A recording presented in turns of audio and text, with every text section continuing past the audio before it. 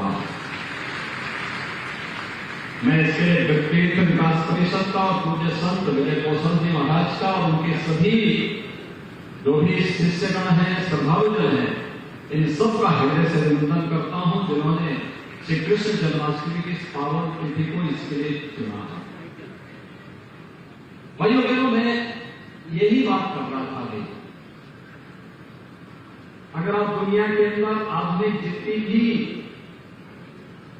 सभ्यताएं हैं, इनकी जब चर्चा करते हैं तो किसी का 1400 वर्षों का, किसी का 1800 वर्ष का, किसी का 2000 वर्ष का, किसी का 2500, किसी का 2700 वर्ष का अपना एक इतिहास होता है। उसी पर वह गौरव की अनुभूति करता है। जब श्री सहजानंद मिश्र जी ने यहां पर हम लोगों ने उन्हें जिम्मेदारी दी कि ब्रज तीर्थ विकास परिषद का गठन होना है, आप वहां के हमारे जनप्रतिनिधियों के साथ बैठ करके एक कार्य योजना इसकी तैयार करिए। ये स्वयं भी अमरकंटक में बैठे हुए थे, तो मुझे एक बार अमरकंटक जाने का अवसर मिला था। तो मैंने कहा मिश्र जी आप यहाँ क्या कर रहे हैं? कहा कि मैं यहाँ पर अब अवकाश ग्रहण करके आगे के कार्यक्रमों में लगा हूं। मैंने कहा ये आपको यहाँ बैठने की जगह नहीं, आप फिर घूमने जाइए पूज्य बाबा देवरा बाबा की पावन भूमि, वहां पर जाइए। पूज्य स्वामी हरिदास जी की साधना भूमि पर आप वहां जाइए और वहां पर जो हमारी पौराणिक और ऐतिहासिक भूमि है, उस क्षेत्र के आध्यात्मिक और सांस्कृतिक धरोहर को अछूते बनाए रखते हुए उसके आधुनिक विकास की प्रक्रिया के साथ हम कैसे जुड़ते हैं, इसके लिए आप थोड़ा वहां अपना सहयोग कीजिए। तो उनको जब लोगो बनाना था, लोगों में भी उन्होंने इस बात का बहुत अच्छे ढंग से उल्लेख किया कि कृष्णम वंदे जगत गुरु का एक अपने आप उद्घोष करते थे और अपनी आध्यात्मिक और सांस्कृतिक धरोहर को छूने बनाए रखने के संकल्प के साथ इस पर तीर्थ विकास परिषद का गठन किया। और मैं यही कहना चाहता हूं, क्या भगवान श्री कृष्ण का पावन जन्मोत्सव है। भगवान श्री कृष्ण कब पैदा हुए? यद्यपि वह जगत पिता है, लेकिन इस धराधाम पर आकर के अपनी लीलाओं से धर्म, सत्य और न्याय की स्थापना के लिए उनका आगमन आज से 5000 वर्ष पहले इसी धरती पर हुआ था। यही ब्रज क्षेत्र की धरती है, ये वृंदावन है जहां उनकी पूरी लीलाएं घटित थी। यहां से गुजरात तक आप पूरब में चले जाइए, अरुणाचल प्रदेश और मणिपुर से लेकर के पश्चिम में गुजरात और महाराष्ट्र तक भगवान श्री कृष्ण की लीलाओं से, और आज से 5000 वर्ष पहले जब जंगल थे, आवागमन के साधन नहीं थे, उस कालखंड में भी भगवान श्री कृष्ण का अरुणाचल से लेकर के गुजरात तक के पूरे भूभाग पर किस प्रकार का एक अधिकार था, ये किसी से छुपा हुआ नहीं है, किसी से छुपा हुआ नहीं है। और वही मैं कह रहा था कि यही तो है अपनी आध्यात्मिक और सांस्कृतिक धरोहर को अछूते बनाए रखने और उनके संरक्षण का अभियान, जिसे दुनिया 1400, 2000, 2500, 2700, 3000 वर्षों तक सीमित करती है। और हम तो कह सकते हैं कि द्वापर में हमारे भगवान श्री कृष्ण आए थे और 5000 वर्ष पहले की लीलाओं को इन्हीं क्षेत्रों में आकर के करते हैं। मैं देख रहा था, या जब भी मैं नहाता हूं मैं देखता हूं नंगे पैर लोग चल रहे हैं, गठरी बांध करके चल रहे हैं। कोई अपेक्षा उनकी किसी से नहीं होती है, केवल एक इच्छा होती है कि हम भी भगवान के लिए अपना कुछ अर्पित करके उनका दर्शन करते हैं। एक ही भाव वहां होता है, तदीयम वस्तु गोविंदा तुभ्यमेव समर्पये, और इसी भाव के साथ वो आता है।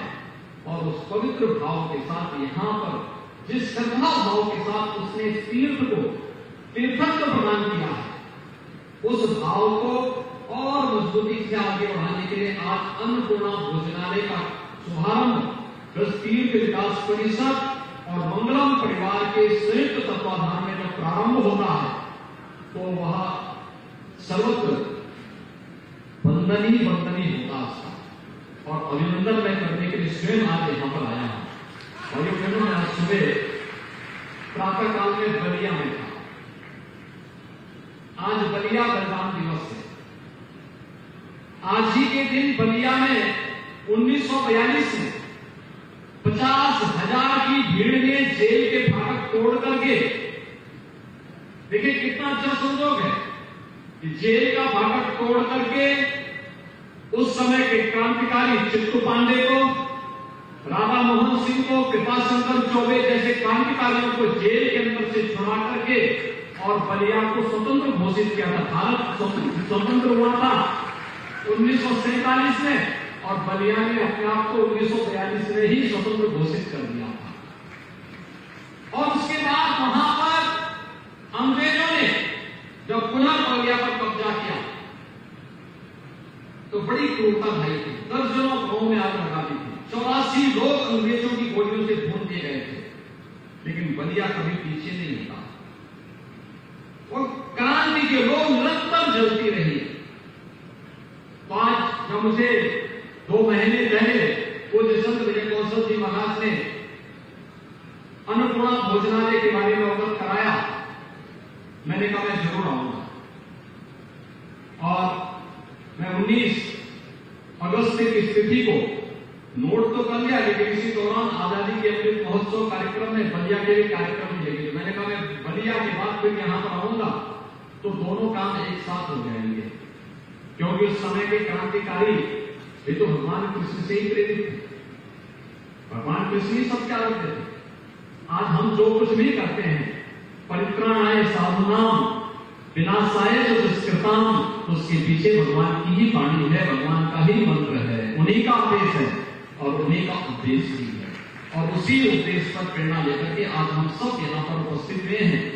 मैं इस अवसर पर ब्रजतीर्थ विकास परिषद की समग्र विकास की जो व्यापक कार्य योजना यहाँ के जनप्रतिनिधियों के साथ मिलकर के ब्रजतीर्थ विकास परिषद लेकर के चल रहा है, वो एक समग्र विकास की है। यहाँ का आध्यात्मिक विकास भी, यहाँ का सांस्कृतिक विकास भी और आधुनिक विकास के मॉडल के रूप में प्रस्तुत करना जो आज की आवश्यकता है।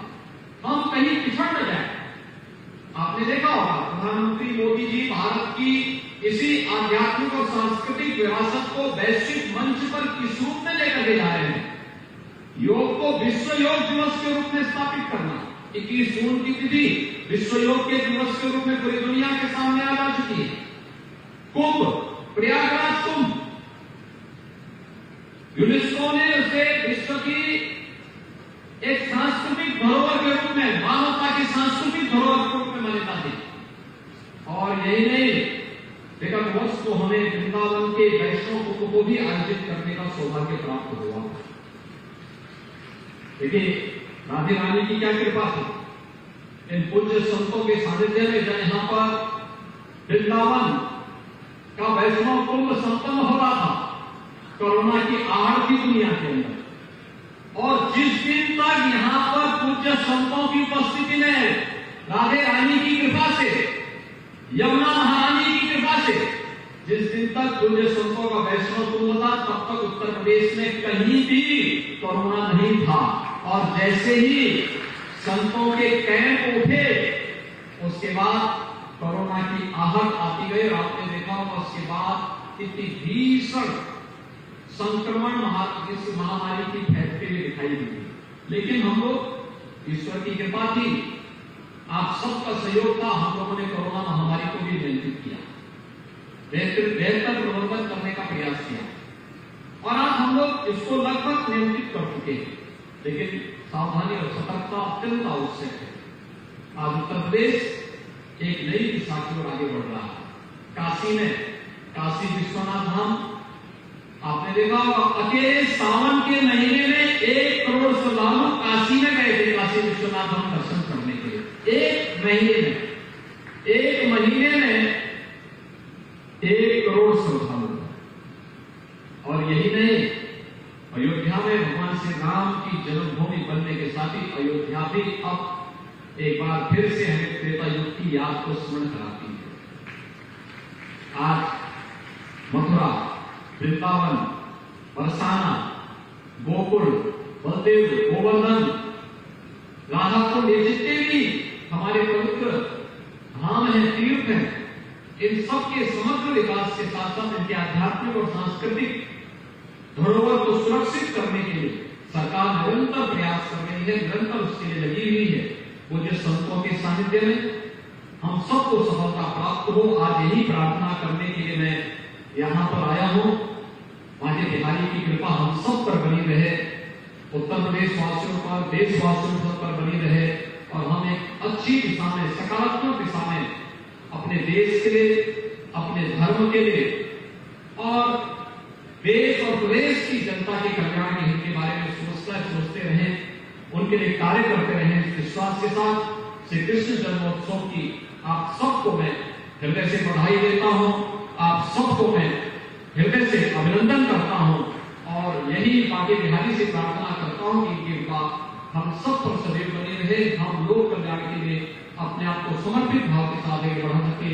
इस भाव के साथ मैं मंगलम परिवार को अन्नपूर्णा भोजनालय के कार्यक्रम को यहाँ पर सफलतापूर्वक संचालन करने के लिए हृदय से अभिनंदन करते हुए अपनी अग्रिम शुभकामनाएं देता हूँ, बधाई देता हूँ और विश्वास करता हूँ कि हम सब मिलकर के इस पवित्र धाम को और भी पवित्रतम स्तर पर ले जाकर के आम जन की भावनाओं को सम्मान दे सके, उनकी आस्था को एक नई ऊंचाई प्रदान कर सके। इस अवसर पर हमारे जितने भी पूज्य संतजन आए हैं, हरिद्वार से हमारे आचार्य बालकृष्ण जी आए हैं, पूज्य संतों की उपस्थिति मुझे उनका स्वागत करने का सौभाग्य प्राप्त हुआ। इन सभी पूज्य संतों का मैं इस अवसर पर हृदय से अभिनंदन करता हूँ।